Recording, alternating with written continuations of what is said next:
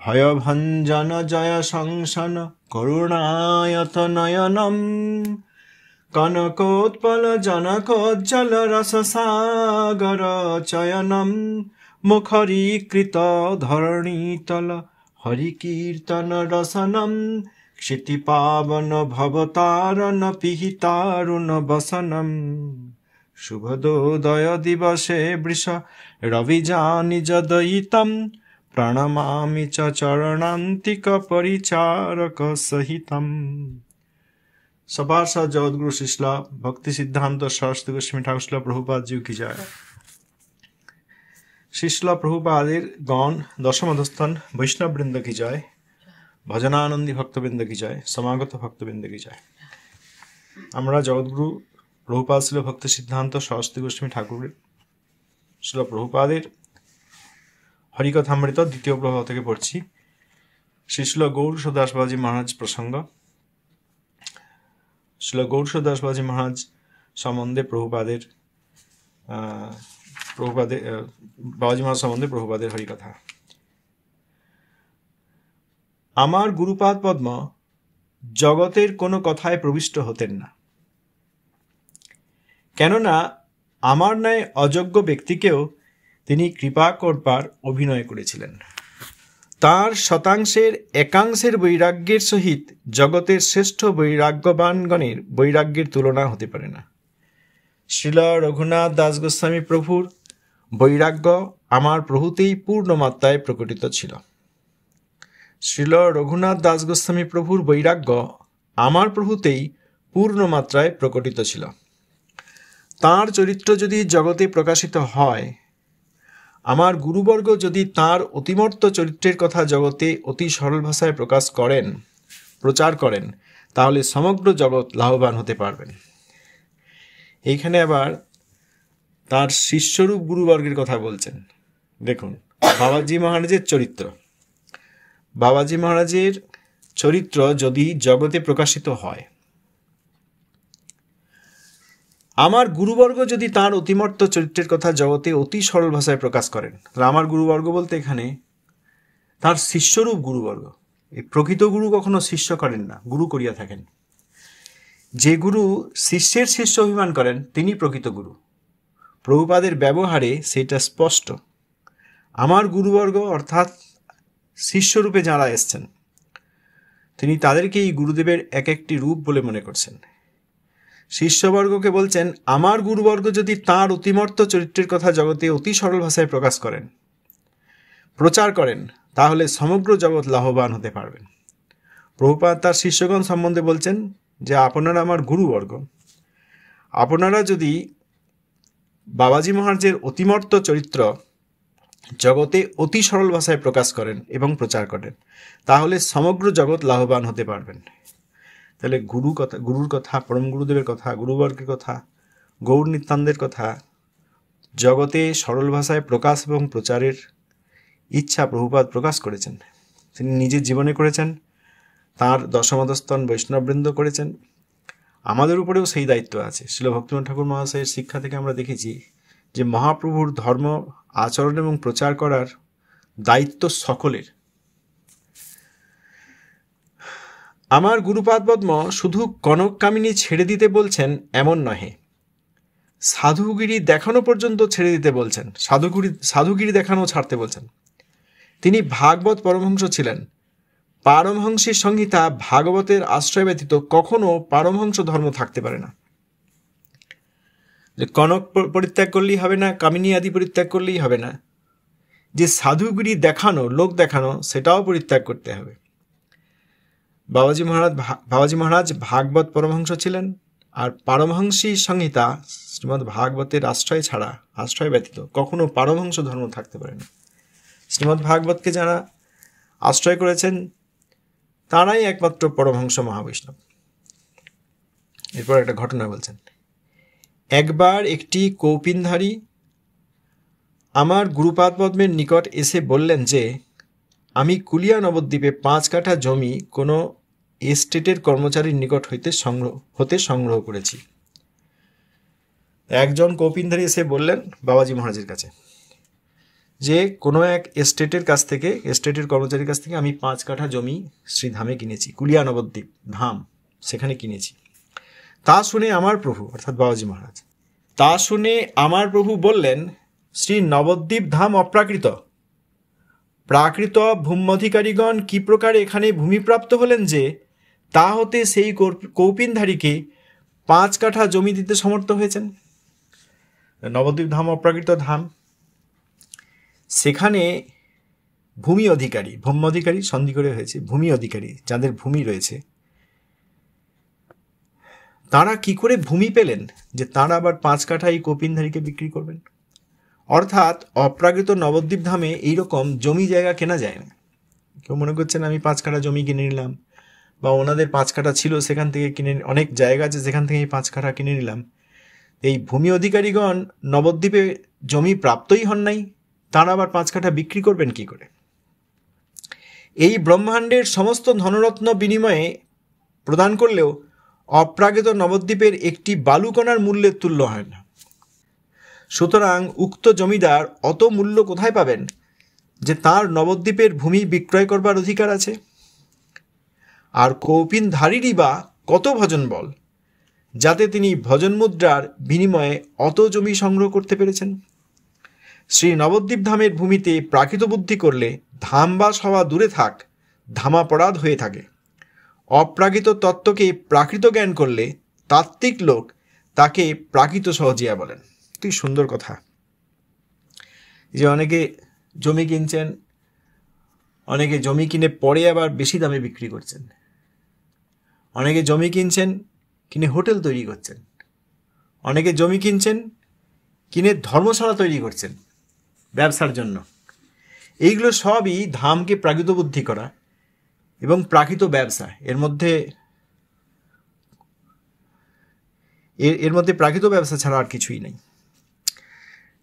বাবাজি মহারাজ সেই কৌপিনধারী যখন বললেন যে ভূমি অধিকারী একজন খুব বড় জমিদার, তার অনেক জমি আছে নবদ্বীপে, সেখান থেকে আমি 5 কাঠা কিনেছি, বাবাজি মহারাজ প্রশ্ন করছেন যে সেই ভূমি অধিকারী অর্থাৎ জমিদার তিনি কি করে এই অপ্রাকৃত নবদ্বীপ ধামে জমি প্রাপ্ত হবেন যে আর কাউকে বিক্রি করবেন? আর এই কৌপিনধারী, দেখুন, সাধারণ কোনো ব্যক্তি বা সাধারণ লোক, ব্যবসাদার নন, কৌপিনধারী অর্থাৎ সম্ভবত বাবাজি বেশধারী।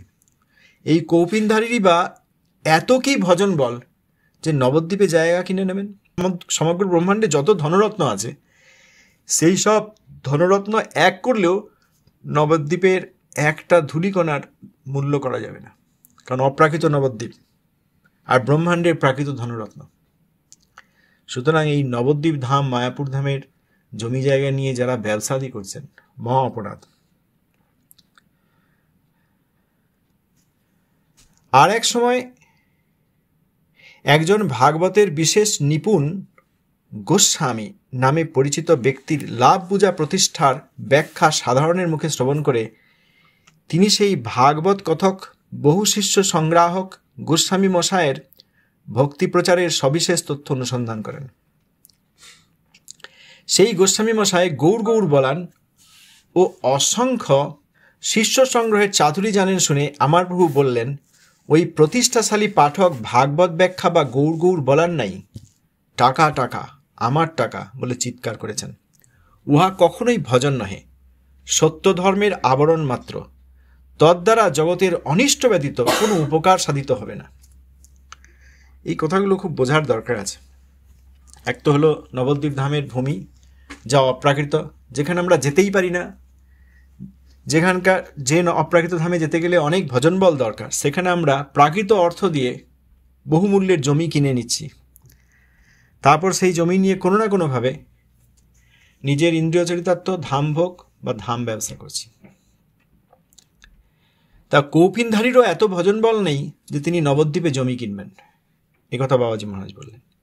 আর এখানে আরেক ঘটনায় বিশেষ নিপুণ মানে খুব ভালো ভাগবত কথক, গান বাজনা হয়তো থাকবে, ভালো শ্লোক বলতে পারেন, কণ্ঠস্বর ভালো, অনেক শ্লোক মুখস্থ, ভালো সুর করে বলতে পারেন, অনেক লোকের মন জয় করতে পারেন, বহু লোক আছেন। লাভ পূজা প্রতিষ্ঠার ব্যাখ্যা সাধারণের মুখে শ্রবণ করে তিনি কি করলেন, বাবাজি মহারাজ কি করলেন, সেই ভাগবত কথক বহু শিষ্য সংগ্রাহক গোস্বামী মশাইয়ের ভক্তি প্রচারের সবিশেষ তথ্য অনুসন্ধান করেন। বাবাজি মহারাজ তথ্য অনুসন্ধান করলেন যে ঠিক আছে, সবাই যখন বলছে যে ইনি খুব ভালো ভাগবত কথক, তা অনুসন্ধান করে রিসার্চ করে দেখা যাক, খবরাখবর নিয়ে দেখা যাক যে তিনি কীরকম ভাগবত পাঠক। বাবাজি মহারাজ অন্তর্যামী, তিনি বহু দূর থেকেও দেখতে পেতেন কে কী করছে, অন্তরের খবর জানতে পারতেন কে কী কারণে আসছে, কে কী ভাবছে। তা তবুও এখানে আমাদের শিক্ষার জন্য বলছেন যে সেই গোস্বামী মশাইয়ের ভক্তি প্রচারের সবিশেষ তথ্য অনুসন্ধান করেন। সুতরাং তথ্য অনুসন্ধান করাটা প্রয়োজন, তথ্য অনুসন্ধান করাটা কিছু ভুল নয়। যেখানে যাব বা যার সম্বন্ধে শুনছি বা আর কেউ যেখানে যাচ্ছেন তারা ঠিক জায়গায় যাচ্ছেন কিনা তার জন্য তথ্য অনুসন্ধান করা প্রয়োজন আছে। যে কার কথা বলা হচ্ছে, তিনি কীরকম ব্যক্তি, তিনি কি করেন, এই তথ্য অনুসন্ধান করলেন। তারপর তিনি বললেন ওই প্রতিষ্ঠাশালী পাঠক ভাগবত ব্যাখ্যা বা গৌর গৌর বলার নাই, টাকা টাকা আমার টাকা বলে চিৎকার করেছেন। এই সব বিশেষ যেই কীর্তন হচ্ছে বা ভাগবত পারায়ণ হচ্ছে, যদি ভাগবত তাদের জীবন না হন তাহলে সেই সব ব্যক্তির কাছে ভাগবত শোনা যায় না, তাদের সঙ্গে ভাগবত আলোচনা করা যায় না, তাদেরকে ভাগবত বলাই যায় না, শোনা তো দূরের কথা। তাঁরা হয়তো কৃষ্ণ নাম করছেন, কেউ কৃষ্ণ নাম করে কাঁদছেন, কেউ অনেক অনেক ভিতরের কৃষ্ণের লীলার বিষয় সম্বন্ধে অনেক টিপ্পণী করছেন, অনেকভাবে ব্যাখ্যা করছেন, আর আমরা সাধারণ লোক এসব কিছু বুঝি না। একটু দেখেই আমরা ঘাড় নাড়তে শুরু করি, আমরা খুব বিবশ হয়ে যাই, সেখানে আমাদের চোখে জল এসে যায়, আমরা ভাবি আমাদের বোধহয় ভাব এসে গেল। তাঁরা কিন্তু কৃষ্ণ কৃষ্ণ করেন না। শ্লোক গৌরদাস বাবাজি মহারাজ বলছেন তিনি গৌর গৌর বলেন নাই। এই যে সব অনেক লোক শুনতে আসে তাদেরকে গৌর গৌর বলেন। অনেকের সঙ্গে এই নিয়ে কথা হয়েছে, অনেকে বলেন আমাকে যে যাই হোক তারা তো ধর্মপ্রচার করছে, গৌর সুন্দরের নাম তো হচ্ছে, কৃষ্ণের নাম তো হচ্ছে, ভাগবত কি এবং শ্রীমদ্ ভাগবতে কি বস্তু আছেন সেই ধারণা তো হচ্ছে। কিন্তু আমাদের গুরুবর্গের শিক্ষা অনুযায়ী, পরমহংস আচার্যবর্গের শিক্ষা অনুযায়ী তারা গৌর গৌর বলার নাই। মনে হচ্ছে তিনি গৌর বলছেন আর সবাই তার কথা শুনে গৌর নাম বলছে, তিনি টাকা টাকা বলাচ্ছেন, আমার টাকা বলে চিৎকার করছেন। উহা কখনোই ভজন নয়। এই কীর্তন হচ্ছে, ভাগবত পারায়ণ হচ্ছে, খুব ভালো হরিকথা হচ্ছে, হ্যাঁ আচ্ছা, এর দ্বারা এটা সত্য ধর্মের আবরণ মাত্র, অর্থাৎ ধর্মের আবরণে প্রতিষ্ঠা সংগ্রহ হচ্ছে। অনেক লোক আসছে, অনেক শিষ্য আসছে, অনেকে প্রণাম করছে, অনেক প্রণামী দিচ্ছে, খুব ভালো লাগছে। তদ্বারা জগতের অনিষ্ট ব্যতীত কোনো উপকার সাধিত হবে না। এমন শুধু নয় যে তাতে উপকার হচ্ছে না, সত্যিকার ভগবান নাম হচ্ছে না, ভাগবতের প্রতি প্রেম হচ্ছে না, তাই নয়, এতে জগতের অনিষ্ট হচ্ছে। এইখানে একটা কথা আপনাদের কাছে বলি, গতকাল আমার একজন খুব ভালো বন্ধু বললেন আমাকে যে এইটা বারবার ব্যাখ্যা করা দরকার, না হলে আমাদের একটা মনে ভুল ধারণা থাকবে যে আমরা কি একটা দল গঠন করছি, আমাদের কি কারোর বিরুদ্ধে কিছু বলার আছে, আমরা কি কারোর প্রতি বায়াস। অনেকেই প্রশ্ন করেছেন যে আমরা বুঝবো কি করে যে ইনি সাধু না অসাধু, ইনি অসৎসঙ্গ, সেটা বুঝবো কি করে। দেখুন, এইসব আলোচনা করতে গিয়ে আমরা কোনো ব্যক্তিবিশেষ কীভাবে ব্যবহার করেন, তার চরিত্র কেমন, তিনি কতটা খান, তিনি কুসঙ্গ করেন কিনা, তিনি স্ত্রী সঙ্গ করেন কিনা বা অবৈধ পুরুষ সঙ্গ করেন কিনা, এসব কোনো আলোচনা কিন্তু আমরা করি নাই। তিনি কতক্ষণ ঘুমান, এসব আমরা কোনো আলোচনা করি নাই। আমরা একটা মাত্র আমাদের প্যারামিটার, একটা মাত্র ম্যাট্রিক্স, একটা মাত্র বিষয় নিয়ে আমরা বিবেচনা করেছি, সেটা হচ্ছে যে কোনো ব্যক্তি তিনি গৃহস্থ, ব্রহ্মচারী, সন্ন্যাসী, বানপ্রস্থী, আচার্য যাই হন, কোনো ব্যক্তি তিনি তার পূর্ববর্তী কোনো আচার্যের অবমাননা করছেন কিনা, তাহলে তার হরিকথা থেকে জগতের অনিষ্ট ব্যতীত উপকার হতে পারবে না। এই যেখানে প্রভুপাদ বলছেন, বাবাজি মহারাজ বলেছেন, তদ্বারা জগতের অনিষ্ট ব্যতীত কোনো উপকার সাধিত হবে না। এত জোরের সঙ্গে বলছি কি করে, বা আমরা বলবো কি করে? এই যে আমাদের মনে একটা ভয় থাকে না, অপরাধ হয়ে যায় যদি, প্রথমে এই ভয়টিকে কাটাতে হবে। কে সাধু, কাকে সম্মান করা উচিত, কাকে সম্মান না করলে অপরাধ হবে, আর কাকে সম্মান করলে অসুবিধা হবে, এইটা আমরা বুঝবো কি করে? আমরা কি তার ব্যক্তিগত জীবন সবসময় আলোচনা করতে পারবো বা দেখতে পাবো? চিনতে পারবো না। দেখতে যাব না, আমাদের অত সময়ও নেই, প্রত্যেকে বিচার করে নেওয়ার সময় নেই। কিন্তু যাদের কাছে যাচ্ছি, যাদেরকে সম্মান করছি, সে যেখানেই হোক, কুলগুরু হোক বা তথাকথিত সন্ন্যাসী হোক, তথাকথিত আচার্য হোক, যাই হোক, যেখানে আমরা শ্রদ্ধা স্থাপন করতে যাচ্ছি, যেখানে আমরা পড়াশোনা করতে যাচ্ছি, যেই স্কুলে ভর্তি হতে যাচ্ছি, সেখানকার সম্বন্ধে যেমন জানা দরকার। যে ব্যক্তির কাছে বা যেই সংস্থার কাছে আমরা যাচ্ছি শ্রদ্ধা নিয়ে, দেখতে হবে সেখানে শ্রদ্ধা আমরা ইনস্টল করবো কিনা, সেখানে শ্রদ্ধা আমরা স্থাপন করবো কিনা। কি করে বুঝবো তিনি কতটা লম্বা, তার গায়ের রং কেমন, তার চরিত্র কেমন, তিনি খাওয়া দাওয়া কী করেন, কতবার খান, এইসব দেখার প্রয়োজন নেই। যদি জানা যায় সে আলাদা কথা। প্রথম কথা, আমরা যে কথা আলোচনা করেছি, কাউকে না জেনে আমরা যে কথা আলোচনা করেছি, তিনি কি প্রভুপাদকে সম্পূর্ণরূপে শ্রদ্ধা করেন? প্রভুপাদের সব শিক্ষাকে তিনি গ্রহণ করেন? প্রভুপাদের কোনো শিক্ষার বিরোধিতা করেন? এটা প্রথম প্রশ্ন।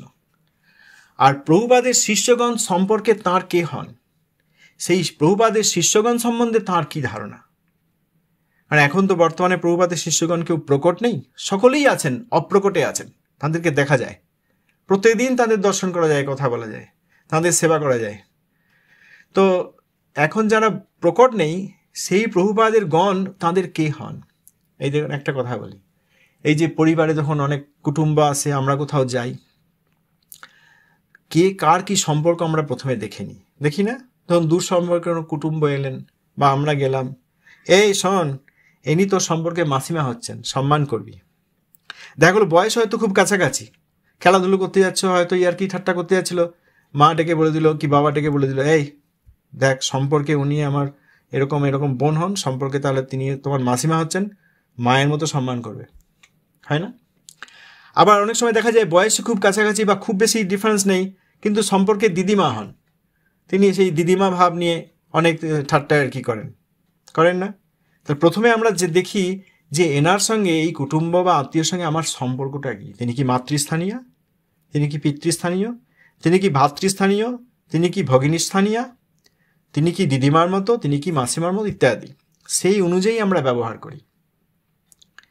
আমি এরকম দেখেছি যে দিদিমারা অনেকে বসে গল্প করছে, আনন্দ করছে, সেখানে একজন বড় মাও আছেন, মানে দিদিমায়েরও মা, তিনি বলেন না আমি এখানে থাকতে পারি না, কারণ সম্পর্কে আমি বড় মা, অতএব তোমরা নাতি নাতনি বলে ঠাট্টায় আর কি করছো, অনেক গল্প করছো, আমি কিন্তু বড় মা, আমি এটা বলতে পারবো না, কারণ বড় মা আবার মায়ের সমান হয়ে যাচ্ছে। দিদিমা ঠাকুমারা মজা করতে পারেন।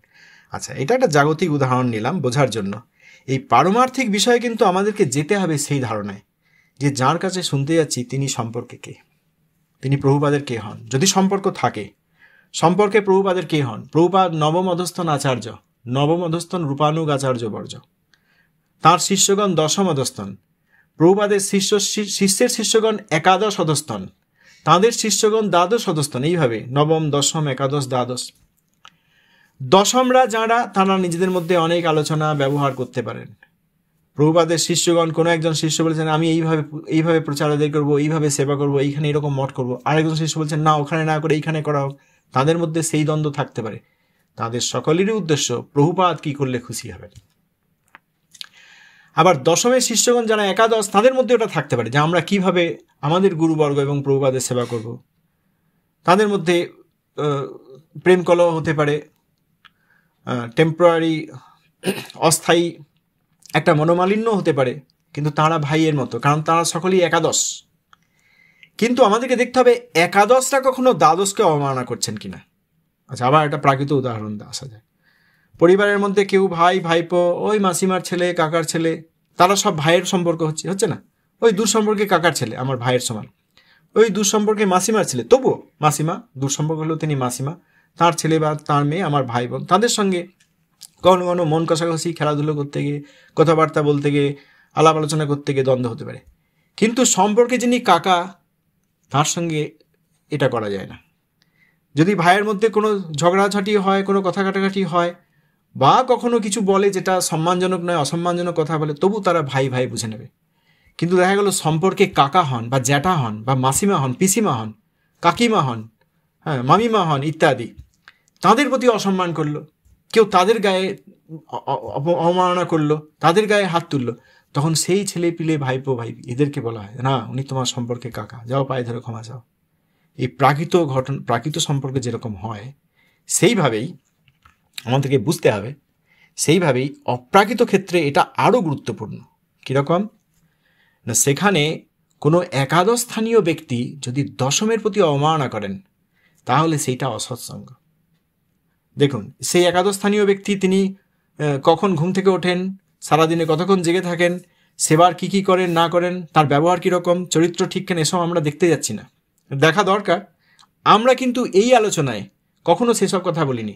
আমরা এতদিন যত আলোচনা করেছি তাতে একটা বিষয় নিশ্চিত করেছি যে এই যে একাদশ স্থানীয় ব্যক্তি তিনি কি কোনো দশমের চরণে অপরাধ করছেন, অর্থাৎ কাকা জ্যাঠা পিসিমা তাদের প্রতি অবমাননা করছেন, তাহলে তিনি কিন্তু মহাবৈষ্ণব অপরাধী। যদি তুমি ভুল বুঝে আন্তরিকভাবে ক্ষমা না চান এবং দশম অধস্তন মহাবৈষ্ণব তিনি যদি ক্ষমা যদি না করেন তাহলে কিন্তু তিনি মহা অপরাধী, সেইটা কিন্তু অসৎসঙ্গ। যেখানে অসৎসঙ্গ, মর্কট বৈরাগ্য ইত্যাদি ত্যাগের কথা হচ্ছে, এখানে আমরা সেই ব্যক্তির অন্য কোনো প্যারামিটার, তার চারিত্রিক বা ব্যক্তিগত কোনো বিষয় নিয়ে তিনি কতটা ভজন করেন, কতটা কীর্তন করেন, কত সংখ্যা হরিনাম করেন, এসব নিয়ে আমরা একদম আলোচনা করতে যাচ্ছি না। আমরা শুধু দেখছি তিনি তার পূর্ববর্তী যে অধস্তন, যদি দ্বাদশ স্থানীয় কেউ থাকেন, তার পূর্ববর্তী একাদশ যদি সত্যিকার মহাবৈষ্ণব হন, অর্থাৎ দশম সব আচার্যদের বৈষ্ণবীদের সম্মান করেন, তাহলে এই দ্বাদশ স্থানীয় ব্যক্তি তিনি কি একাদশের প্রতি অবমান করছেন? তা প্রথমেই আমাদেরকে এটা দেখতে হবে। প্রভুপাদের গণের মধ্যে অনেক ঘটনা ঘটেছে যেটা আমরা বলার বা শোনার অধিকারী নই, কিন্তু প্রভুপাদের গণের মধ্যে কি ঘটেছে এইটা আলোচনা করে প্রভুপাদের গণের শিষ্যরা যদি আবার প্রভুপাদের গণের অবমাননা করেন। একটা উদাহরণ দিই, ধরুন আমার গুরুদেব দশম অধস্তন আচার্য প্রভুপাদের শিষ্য, তার সঙ্গে তার গুরু ভাইয়ের কোনো প্রেম কলহ থাকতেই পারে, তাই বলে আমি তাদেরকে অবমাননা করতে পারি না। যদি করি তাহলে আমি একদম ভয়ঙ্কর অসৎসঙ্গ, আমার মুখ দেখবেন না, আমার কথা শুনবেন না। এই বস্তুটা খুব গুরুত্বপূর্ণ বস্তু। সুতরাং এইটা ভালো করে আমাদের বোঝা দরকার যে আমরা কিন্তু কোথাও কখনো এরকম কথা বলিনি যে তার ব্যক্তিগত চরিত্র বা ব্যক্তিগত ভজন কতটা সে তো পরে দেখা হবে। এখানে যে আলোচনা হয়েছে সেখানে তিনি তার পূর্ববর্তী কোনো গুরুবর্গের অবমাননা করছেন কিনা। আচ্ছা, আজ তো প্রায় সময় হচ্ছে, আর 3 মিনিট আছে, আর সময় নেব না।